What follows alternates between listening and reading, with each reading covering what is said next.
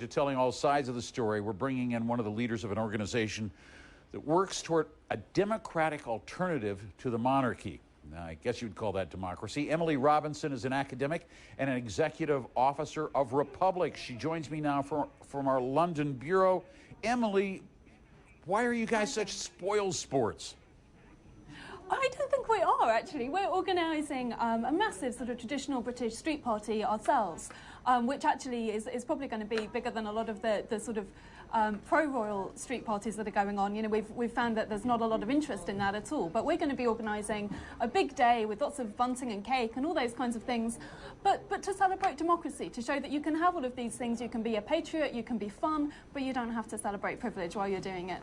Celebrating privilege. I mean, it is your heritage as well. And I mean, and they're creating heritage. They have all of those dolls and all of that ceramic, you know, stuff that they hang on shelves everywhere. I've seen it. They've got shops full of it. How can you compete with that?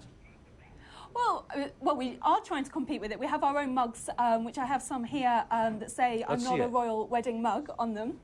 All right.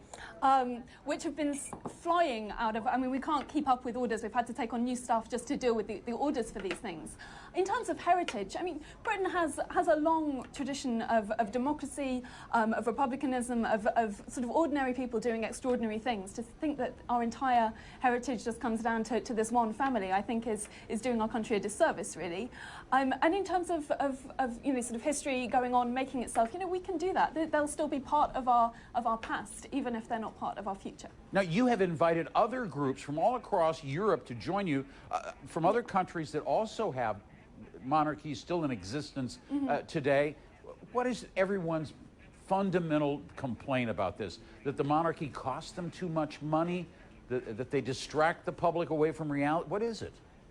Well, I think all of the countries have different reasons, but ours particularly. I mean, yes, it does cost a lot of money, and yes, it is a little bit ridiculous in this kind of day and age. But really, I think our main problem is that, you know, it's fundamentally undemocratic. I think that the hereditary principle, the idea that you become head of state simply because of your birth, is just indefensible in a modern world. And I'm sure most Americans would feel that. They might like to look at our monarchy from afar, but I'm sure they wouldn't want to live in a country where they couldn't aspire to be head of state or have their children aspire to be head of state. I think that's our fundamental problem. And also, I think in terms of politics, you know, this idea that it's very much a sort of politician's monarchy. You know, the politicians are exercising these powers on behalf of the Queen because, of course, being unelected, being unaccountable, she doesn't exercise those powers, which in fact makes our Prime Minister incredibly powerful. So that's our main problem with it.